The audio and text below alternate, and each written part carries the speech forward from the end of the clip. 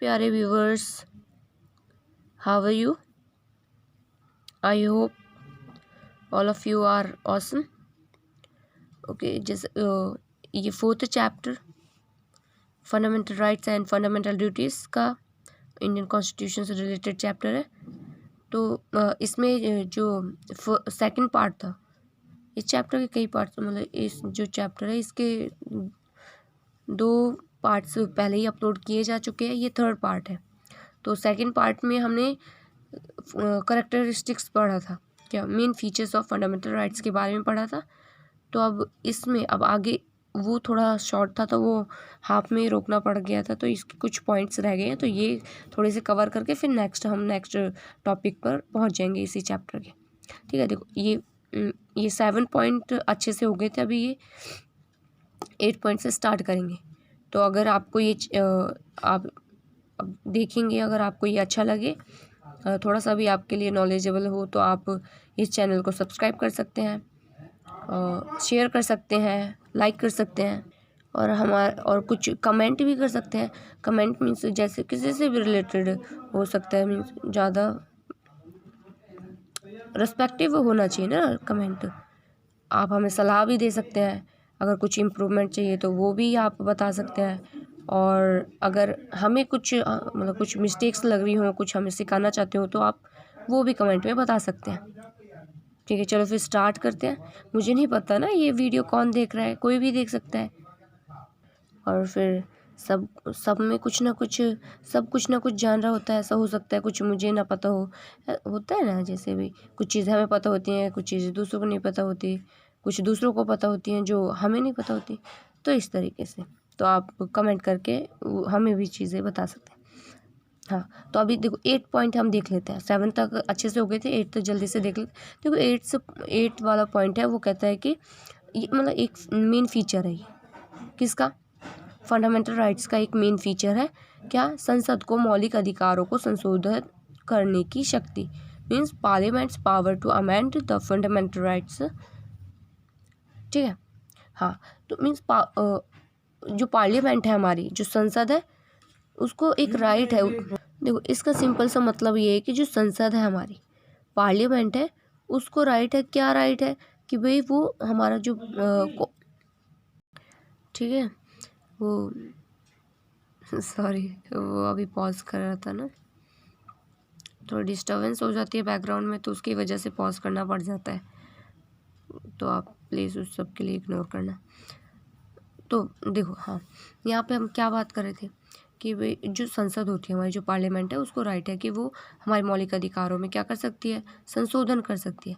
संशोधन मीन्स क्या, अमेंडमेंट्स होते हैं कि भाई कोई न्यू इन्फॉर्मेशन उन्हें ऐड करनी है उसमें, तो वो ऐड ऑन कर सकते हैं कोई भी एक्ट पास करके, या कुछ उनमें मतलब कुछ मिस्टेक्स उन्हें बाद में समय के अकॉर्डिंग, जैसे जैसे टाइम जाता है तो चीज़ों की वो पता चलने लग जाती है ना, भाई हमें इस टाइम पर भाई आज के टाइम पर हमें इसकी ज़रूरत है, तो फिर उसमें ऐड ऑन कर दिया, या आज के टाइम पे हमें इसकी ज़रूरत नहीं है तो उसको निकाल दिया। तो ये चीज़ है, वो कहलाता है अमेंडमेंट। ठीक है, हाँ, तो इसमें यही जो संसद है वो अमेंडमेंट कर सकती है। और देखो ये आप देख भी पा रहे होंगे 24th अमेंडमेंट हुआ था।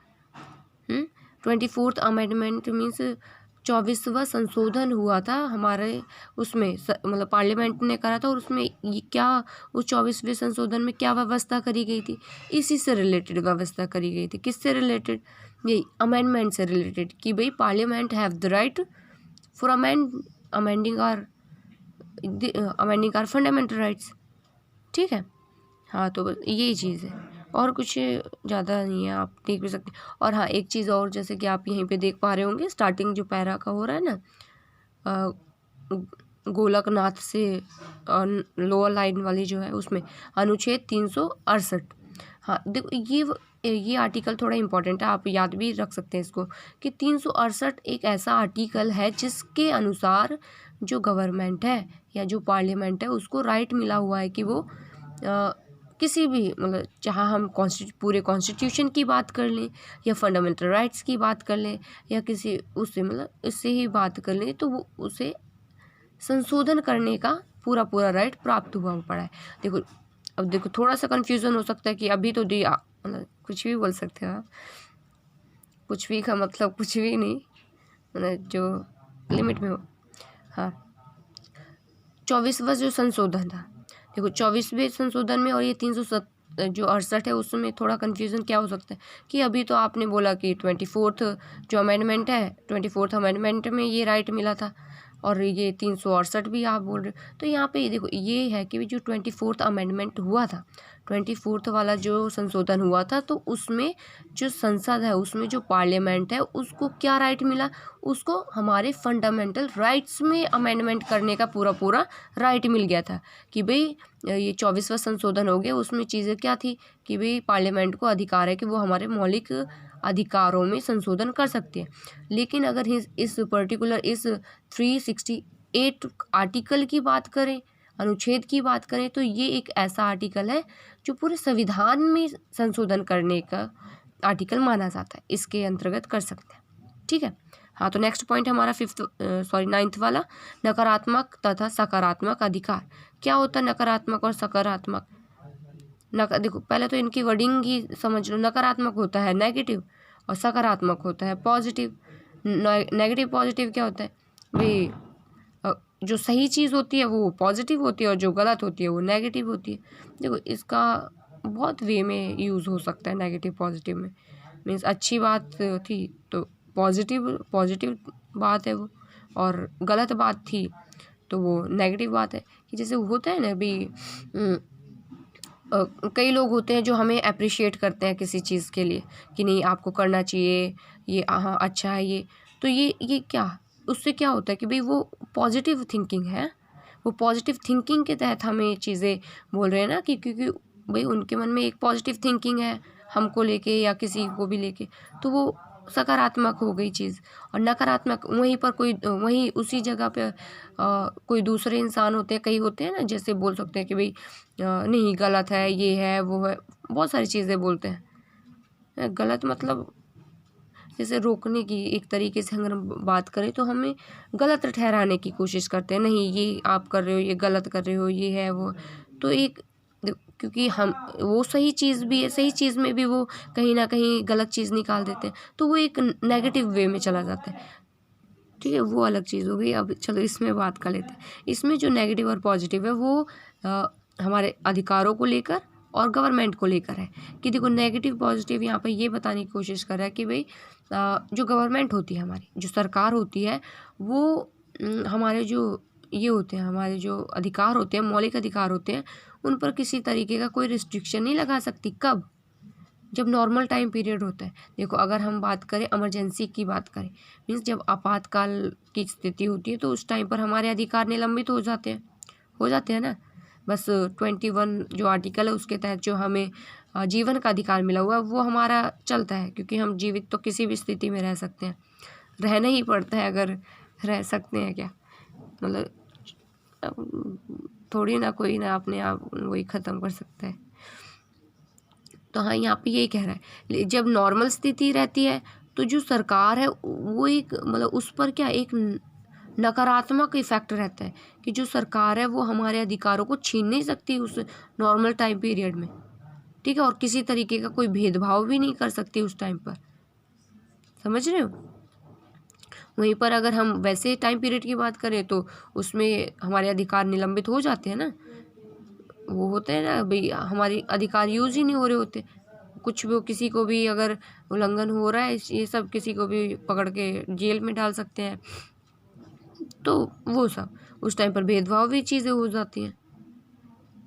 वही आड़े हाथ ले लेना, भाई बहती गंगा में हाथ डालने वाली चीज़ें कि भाई इमरजेंसी तो लागू है और किसी को भी कुछ भी वो कर सकते हैं। तो बदला लेने के लिए भी कई बार चीज़ें ऐसे हो जाती हैं कि भाई अपना बदला उतारने के लिए भाई अगर ऐसे थोड़ा बहुत देख लिया कि भाई ये रूल्स का उल्लंघन इस तरीके से कर रहा है, तो बस बदला लेने के लिए ये चीज़ें हो जाती हैं। तो वो समझ रहे हो ना। तो ऐसी चीज़ें हो जाती हैं। तो लेकिन नॉर्मल पीरियड में ऐसा नहीं हो सकता, तो वो एक नकारात्मक वे में नकारात्मक अधिकार है वो हमारा। समझ रहे हो? जो सरकार पर ना करने की ना करने का इफेक्ट डाल रहा है कि भाई नहीं करना, तो वो नकारात्मक अधिकार हो गया। अगर सकारात्मक हमारा नेक्स्ट पेज पे, तो आपको शो करके फिर वहीं पर एक्सप्लेन कर देती हूँ, ठीक है। अभी देखो नेक्स्ट पेज पे, तो अब सकारात्मक क्या होता है। देखो सकारात्मक में वो चीज़ याद है, सकारात्मक अधिकार वो अधिकार होते हैं कि भाई जैसे किसी भी इंसान के साथ उसके मतलब किसी भी इंसान के साथ उसकी जाति धर्म उनके बेसिस पर उसके साथ किसी तरीके का कोई डिस्क्रिमिनेशन नहीं कर सकते। डिस्क्रिमिनेशन मीन्स उसके साथ किसी प्रकार की किसी प्रकार की कोई छुआछूत नहीं कर सकते। तो नहीं कर सकते, तो वो ये सकारात्मक में आ जाता है कि भाई सबको समानता का अधिकार है, सबको स्वतंत्रता का अधिकार है। तो ये एक पॉजिटिव चीज़ हो जाती है कि उनके साथ इस तरीके से कोई भेदभाव नहीं हो सकता उन बेसिस पर, तो एक पॉजिटिव अधिकार हो जाता है, ठीक है। अभी चलो नेक्स्ट पॉइंट की बात करें। नेक्स्ट पॉइंट हमारा 10th पॉइंट है, अधिकार न्याय संगत है। देखो अधिकार न्याय संगत है क्या मतलब हुआ, राइट्स आर जस्टिसेबल, क्या मतलब होता है इसका। देखो इसका मतलब होता है कि भाई जो हमारे अधिकार है, अगर हमारे अधिकारों का उल्लंघन होता है, हमारे अधिकार हमसे छीनने की कोशिश करी जाती है किसी के भी द्वारा, तो हम क्या कर सकते हैं, हम कोर्ट्स में जा सकते हैं ना, हम उसके खिलाफ कंप्लेंट कर सकते हैं, हाँ मुकदमा दायर कर सकते हैं।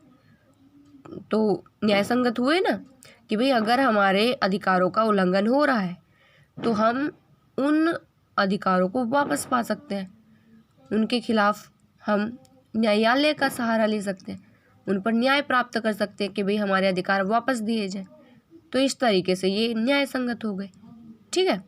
तो आप यहाँ पे भी देख सकते हैं, आप पढ़ लेना, थोड़ा सा पढ़ लोगे तो भी आपको आराम से क्लियर हो जाएगा।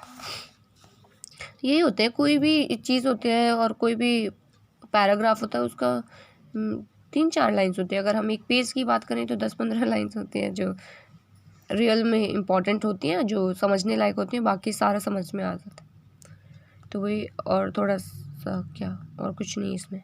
हाँ, और एक लाइन और देखो, अगर सरकार भी, अगर संसद है जो हमारी पार्लियामेंट है, अगर वो भी हमारे अधिकारों के जो फंडामेंटल राइट्स हैं उनके अगेंस्ट कोई बिल पास करती है या कोई एक्ट पास करती है, तो उसके खिलाफ भी जो न्यायालय है, जो सर्वोच्च न्यायालय सुप्रीम कोर्ट है, वो एक्शन लेती है, ठीक है।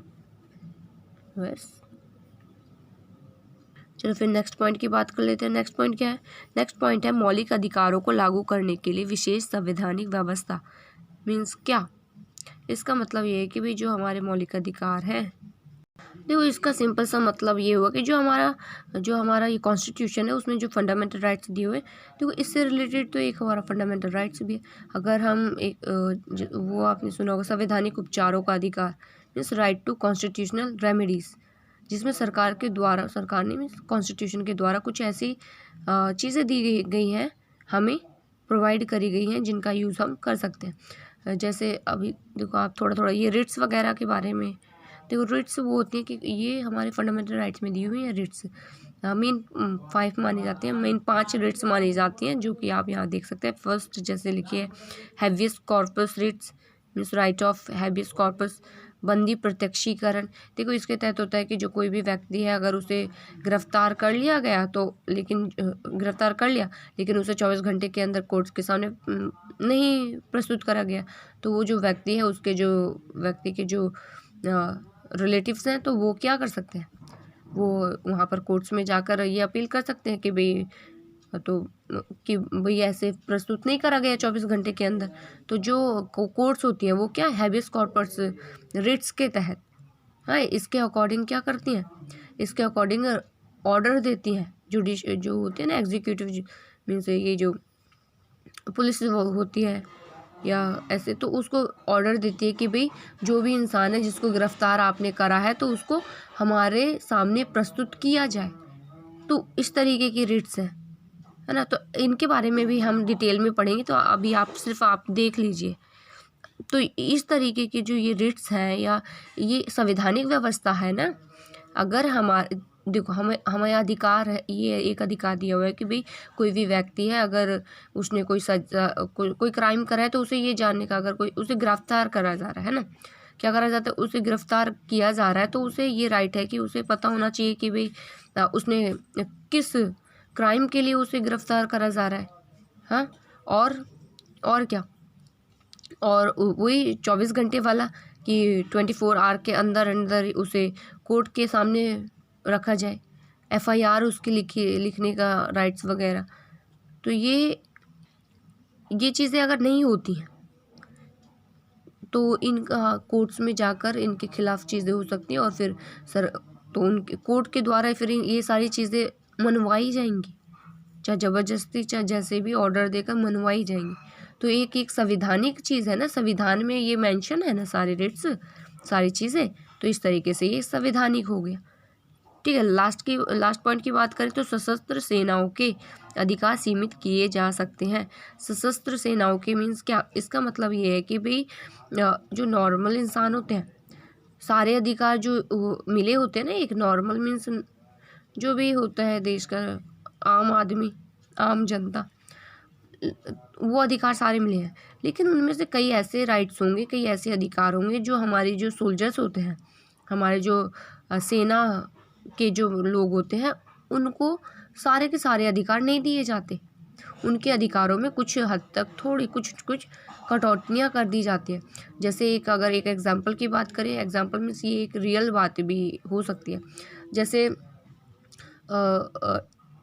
मीन्स क्या, जैसे हमें फॉलो करने का अधिकार नहीं, क्या फॉलो करने का, हमारा रिलीजन फॉलो करने का हमें पूरा राइट दिया हुआ है।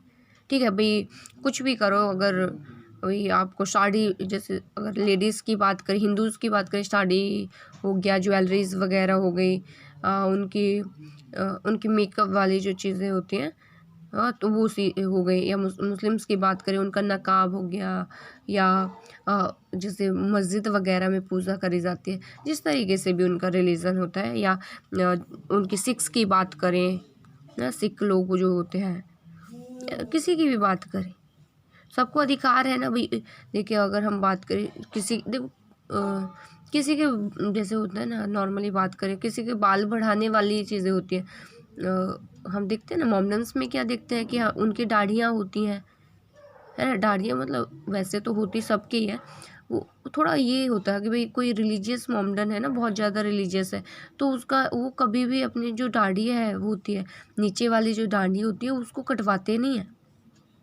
ना। ऐसी सिख्स का क्या होता है, सिख अपना वो एक तो पगड़ी बांधते हैं, और कुछ बाल भी तो नहीं दिखाते ना, बाल भी कटवाते नहीं, ऐसा कुछ होता है। तो ये एक रिलीजियस है चीज़ है, तो इसको है ना सेना पर लागू नहीं किया जा सकता। जो सेना मेंबर्स हैं, जो सेना में शामिल हुए पड़े हैं, उस चीज़ पर डायरेक्टली लागू नहीं कर सकते। देखो पगड़ी वगड़ी बांधने का राइट शायद दिया हुआ है, क्योंकि हम कई बार न्यूज़ में भी देखते हैं या वैसे देख लेते हैं कि पगड़ी बांधे हुए हमें हमारे सेना प्रमुख वगैरह हो गए या ऐसे दिखते हैं, लेकिन सबको ऐसा अधिकार नहीं दिया हुआ। ठीक है, तो कुछ तो ये अधिकार है ना, तो ये अधिकार सेना वाले जो मेंबर है उससे ये अधिकार छीना गया रिलीजियस का, कि धार्मिक स्वतंत्रता वाला, क्योंकि भाई एक डिसिप्लिन मेंटेन करना है ना, देश को चलाने के लिए एक डिसिप्लिन की ज़रूरत होती है, तो वो डिसिप्लिन में उसके जो लोग होते हैं उनके कुछ अधिकारों को मतलब काट दिया जाता है। ठीक है, तो ये लास्ट पॉइंट हमारा यही कह रहा है, और जो हमारा ये आर्टिकल 33 है वो हमें ये चीज़ बोलता है। ठीक है, आई होप आपको ये सारे पॉइंट अब क्लियर हो गए होंगे। अभी नेक्स्ट देखो, अभी नेक्स्ट पॉइंट क्या है, हम मौलिक अधिकारों का वर्गीकरण, classification of fundamental rights, what it's mean. देखो इसका मतलब है कि भाई जो हमारे फंडामेंटल राइट्स है उनको क्लासीफाई किस तरीके से किया गया है, किन किन कैटेगरीज में क्लासीफाई किया गया है। देखो अगर मेन बात करें तो 6 है, 6 हमारे 6 मौलिक अधिकार हैं। ठीक है, और जो हमारे ये मौलिक अधिकार हैं, ये जो हमारे फंडामेंटल राइट्स हैं, वो किस पार्ट में मेंशन करे गए हैं कॉन्स्टिट्यूशन के, वो है 3rd पार्ट में। ठीक है, 3rd part of the constitution fundamental rights mention करे गए हैं। ठीक है, और जो हमारे फंडामेंटल राइट्स हैं वो ये 12 से लेके 35 तक मेनली वैसे माने जाते हैं, लेकिन 32 तक वैसे मेन कंसिडर करे जाते हैं। तो बस यही है, यहाँ पे थोड़ा सा इसमें ज़्यादा कुछ नहीं बोल रखा है, इसमें बोल रखा है जैसे आर्टिकल 12 हो गया, 13 हो गया, 33 हो गया, 34 हो गया और 35 हो गए। ये ऐसे आर्टिकल्स हैं जो हमारे फंडामेंटल राइट से न रिलेट होकर, डायरेक्टली फंडामेंटल राइट नहीं होकर उनके हेल्पर के रूप में ये यहाँ पे काम करते हैं।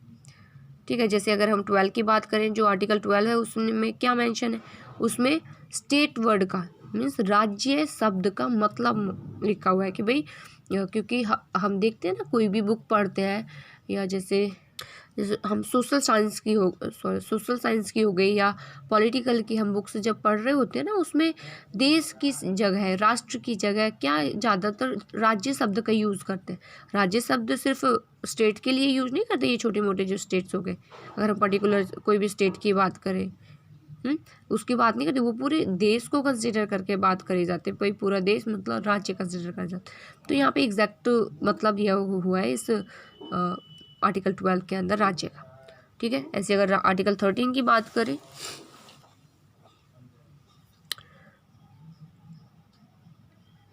आर्टिकल 13 का इधर ही मेंशन है। देखो यहाँ पे जो आर्टिकल 13 है वो 2 वेज में यूज़ करा जाता है, 2 तरीके से। देखो फर्स्ट है तो वो कि जिसके तहत मतलब दो प्रोविज़न करे हुए हैं आर्टिकल 13 के अंदर।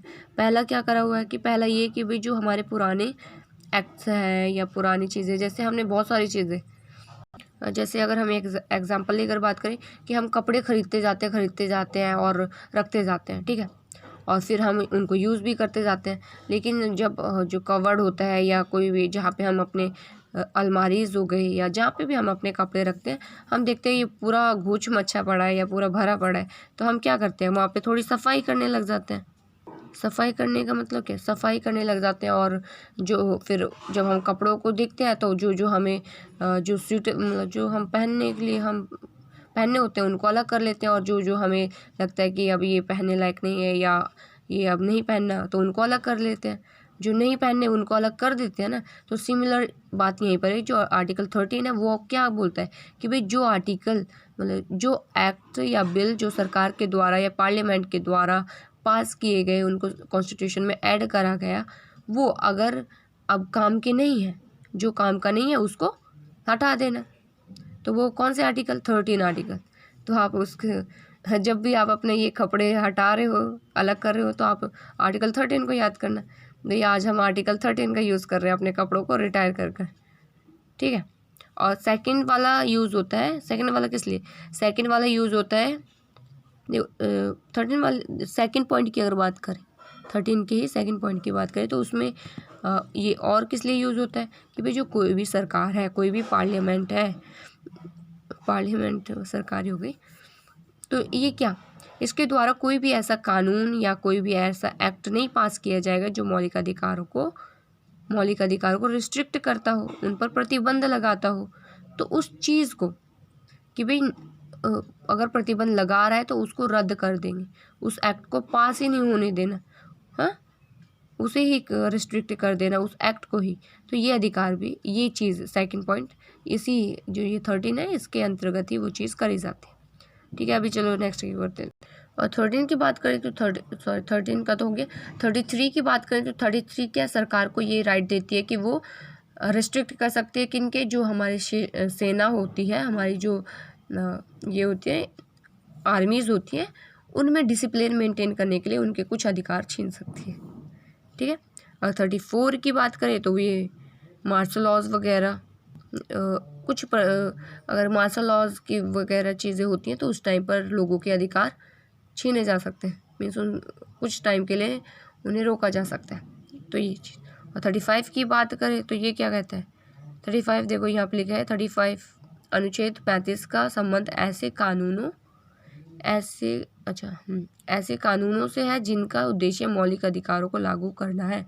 मीन्स ये हेल्प करता है, हेल्पर आर्टिकल है जो क्या करता है, फंडामेंटल राइट्स को लागू करने के लिए कुछ प्रोविजंस प्रोवाइड करता है, ठीक है। हाँ, तो अभी नेक्स्ट देखो, अब जैसा कि बताया था कि कितने मेन 6 फंडामेंटल राइट्स हैं, ठीक है। फर्स्ट, राइट टू इक्वालिटी, समानता का अधिकार, राइट टू फ्रीडम, स्वतंत्रता का अधिकार, राइट अगेंस्ट एक्सप्लॉयटेशन, शोषण के विरुद्ध अधिकार, right to freedom of religion, धार्मिक स्वतंत्रता का अधिकार, cultural and educational rights, right to freedom of religion, धार्मिक स्वतंत्रता का अधिकार।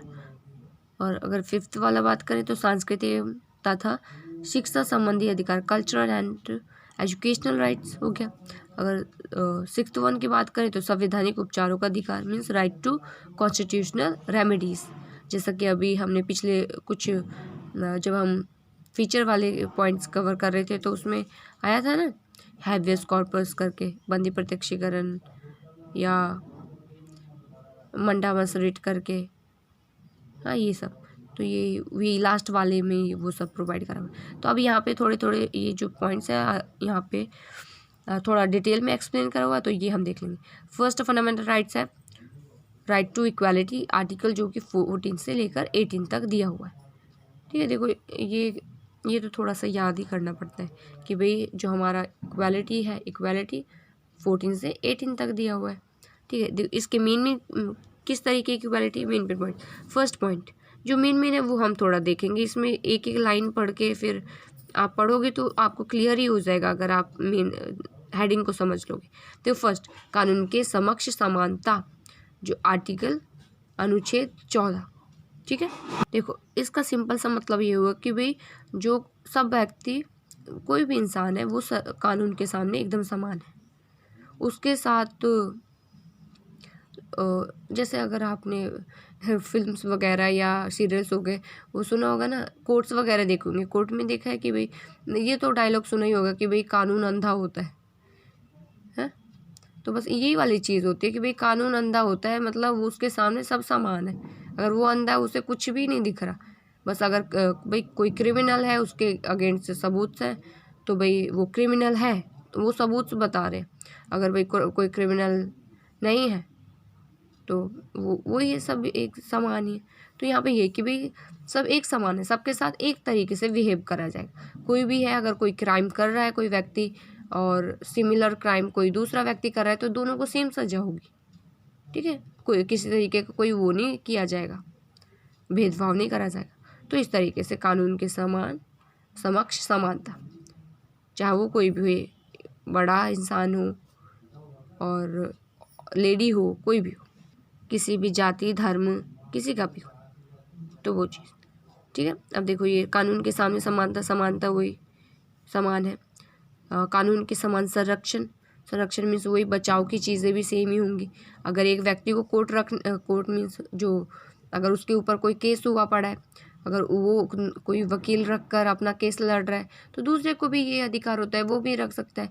मीन्स अगर हम ये बात करें कि भाई कोई गरीब है वो कैसे रख ले, तो एक हमारे जो ये कोर्ट्स होती हैं उसमें एक प्रोविज़न किया हुआ है कि भाई अगर कोई मतलब किसी के पास इतना पैसा नहीं है कि वो कोई प्राइवेट लॉयर रखे, तो गवर्नमेंट की तरफ से उसे एक गवर्नमेंट लॉयर प्रोवाइड करा जाता है कोर्ट्स की तरफ से, जो उसका जो केस लड़ रहा होता है। ठीक है, तो इस तरीके से ये संरक्षण का चीज़ हो गई ना। तो अभी नेक्स्ट देख लेते हैं। देखो अगर हम सेकंड पॉइंट की बात करें, सेकंड पॉइंट क्या कहता है, धर्म, नस्ल, जाति, लिंग अथवा जन्म स्थान के आधार पर भेदभाव की मनाही, provisions of discrimination against on, ये थोड़ा छुपा हुआ है, नहीं इतना ही है, discrimination on grounds of religion, religion धर्म, रेस नस्ल, कास्ट जाति, sex link, place of birth जन्म स्थान, और एनी ऑफ देम, इनमें से कोई भी, इनके आधार पर किसी तरीके का कोई भेदभाव नहीं कर सकता। ये देखो किसके अंडर आ रहा है, इक्वालिटी के अंदर, मीन्स सबको समान अधिकार है। इन चीज़ों के आधार पर भी उसके साथ किसी तरीके का कोई भेदभाव नहीं किया जाएगा। कानून, फर्स्ट पॉइंट कहता है इक्वालिटी का कि भाई कानून के समक्ष समानता। सेकंड पॉइंट, इन बेसिस पर सब समान है, किसी के साथ इन बेसिस पर किसी तरीके का कोई भेदभाव नहीं किया जाएगा। थर्ड पॉइंट की बात करें वहीं पे, थर्ड पॉइंट क्या कहता है, सरकारी नौकरी पाने का समान अवसर। यहाँ पे भी इक्वालिटी आ गया ना, समान अवसर। If anybody have same quality and same qualification and same skills to getting any kind of job ना, तो उनको देनी पड़ेगी। अगर कोई भी इंसान है, अगर सेम पोटेंशियल है उसके अंदर उस काम को करने के लिए, तो उसे वो जॉब देनी चाहिए। अब हम उसको छोड़कर किसी दूसरे को दे रहे हैं तो ऐसा नहीं, तो उसको मतलब सभी को समान अवसर हों। अगर स्किल्स हैं, अगर वो कर सकते हैं, सारे जो क्वालिफ़िकेशन हो गया या जो भी चाहिए होती हैं चीज़ें, अगर वो सारी क्वालिटीज़ को फुलफ़िल कर रहे हैं तो सबको समान अवसर दिया जाए सारे जॉब्स में, ठीक है। तो वो तो समान है यहाँ पर। अगर हम फोर्थ पॉइंट की बात करें तो छुआछूत की समाप्ति। छुआछूत की समाप्ति मीन्स क्या, देखो, और ये अगर थर्ड पॉइंट में ही देखो, आर्टिकल 16 हमें नौकरी वाला देता है भाई। हाँ, अगर आपके साथ इस तरीके की कोई चीज़ हो तो आर्टिकल 16 बोलना कि भाई आर्टिकल 16 जाके देगा कॉन्स्टिट्यूशन का, हमें राइट देता है कि हमें ये करने का अधिकार है, हमें भी समान जॉब पाने का अधिकार है अगर हमारे अंदर उतना पोटेंशियल है उस चीज़ को करने वाला, या हम सारी स्किल्स को या सारी उसकी जो क्वालिफ़िकेशंस हैं वो हम अगर फुलफ़िल कर रहे हैं तो आर्टिकल 16, ठीक है। और अगर यहीं पर हम छुआछूत की समाप्ति फोर्थ पॉइंट की बात करें, देखो छुआछूत की समाप्ति का क्या मतलब है। देखो पहले के टाइम पर क्या होता था, पहले के टाइम की क्या, अभी की, अगर हम अभी की बात करेंगे ना, तो जहाँ पे बहुत ज़्यादा देहाती एरिया है, जहाँ पे अभी ज़्यादा डेवलपमेंट नहीं हुआ, ज़्यादा एजुकेशन बैकग्राउंड नहीं है उस प्लेस का, तो वहाँ पे हम अभी ये डिस्क्रिमिनेशन वाली चीज़ें देखने को मिलती हैं। मीन्स जाति के आधार पर छुआछूत हो जाएगा, और जाति के आधार पर मीन्स क्या, नीची जाति ऊंची जाति वाला टच, जहाँ पे अनटचेबिलिटी वगैरह की चीज़ें होती हैं। यहाँ तक कि कहीं ऐसी भी जगहें हैं जहाँ पे छुआ हुआ पानी भी नहीं पीते। ये चीज़ तो अगर आपने, ये चीज़ तो मैंने भी पर्सनली देखी हुई है। जैसे होता है ना कि जो ऊंची जाति के होते हैं, ऊंची जाति मीन्स ऊंची जातियों में सोखन, जैसे जिन्हें ब्राह्मण बोलते हैं लोग, ब्राह्मण हो गए, और क्या होते हैं, ब्राह्मण, क्षत्रिय और ठाकुर वगैरह होते हैं। हाँ, तो यहाँ पे और बस ये होते हैं, और शूद्र वगैरह में ये सब आ जाते हैं, जैसे कूड़ा वगैरह उठाते हैं ना, वो सब हो गया। और देखो आज के टाइम पे ऐसा नहीं है, शहरी एरिया में ये सब हम नहीं देखते, शहरी एरिया में ये सब हमें नहीं देखने को मिलता, लेकिन गांव देहात में हम ये चीज़ें, जैसे कभी अगर आप कभी घूमने गए हों या कभी आप वहाँ के रहने वाले हों, ऐसा नहीं हो सकता ना अभी ये वीडियो सिर्फ शहर में रहने वाले या एकदम हाई फाई सोसाइटी में रहने वाले लोग ही देख रहे हो, ऐसा भी हो सकता है ना कि भाई एक गांव में रहने वाला भी देख रहा हो इसको, तो वो एकदम रिलेट कर पा रहा होगा इस चीज़ को कि नहीं। होता है भाई, यहाँ तक कि पानी, छुआ हुआ पानी नहीं पीते। और पहले के टाइम पर तो बहुत बुरा होता था कि यहाँ तक कि जो ये जिन्हें नीची जात का, जिन्हें शूद्र बोलते थे लोग, तो उन्हें तो अपनी मोहल्लों से निकलने नहीं दिया जाता था, यहाँ तक कि उन्हें टच नहीं कर सकते, उनके कुएं जो होते थे वहाँ से पानी भी निकाल कर नहीं पी सकते थे। तो बहुत छुआछूत वाली चीज़ होती। तो ये आर्टिकल जो 17 है वो इस चीज़ को समाप्त करता है कि भाई छुआछूत नहीं किया जाएगा, ठीक है। हाँ, तो यही है, तो यहाँ पे इक्वालिटी है भाई, छुआछूत ना हो, इक्वालिटी हो। फिफ्थ की बात करें तो उपाधियों का अंत, उपाधियों का आर्टिकल 18 बोलता है, उपाधियों का अंत मीन्स ये है कि भाई किसी के द्वारा अगर कोई उपाधि दी गई है, कोई भी इंसान है भारत का, वो किसी तरीके की कोई उपाधि नहीं ग्रहण कर सकता। उपाधि जैसे यहाँ पे थोड़े से एग्जांपल्स दे रखे आप देख सकते हैं, जैसे सर की हो गई, हाँ, विदाउट वैसी चीज़ सर, जैसे सर रेडक्लिफ सुना है आपने, ये सर जो है, सर एक वैसा ऑनर माना जाता है। रॉय साहब हो गए, रॉय बहादुर हो गए, खान साहब हो गए, ये सारे वर्डिंग क्या है, ये एक टाइटल देने वाले वर्ड है, तो इस तरीके की उपाधियाँ नहीं ले सकते। लेकिन ये जैसे भारत रत्न हो गया, पद्मश्री हो गया, पद्म भूषण हो गया, ये सब उपाधियाँ मतलब इनके लिए भी बहुत पहले लोग आवाज़ें उठाते रहे कि भाई अगर इस तरीके की उपाधियाँ नहीं ले सकते तो ये उपाधियाँ भी नहीं देनी चाहिए, लेकिन फिर इनको समाप्त नहीं करा गया, ये आज भी दी जाती है, ठीक है। चलो, ये वाला फर्स्ट हमारा जो फंडामेंटल राइट था उसका थोड़ी जो मेन हेडिंग्स थी वो हमने समझ लिया।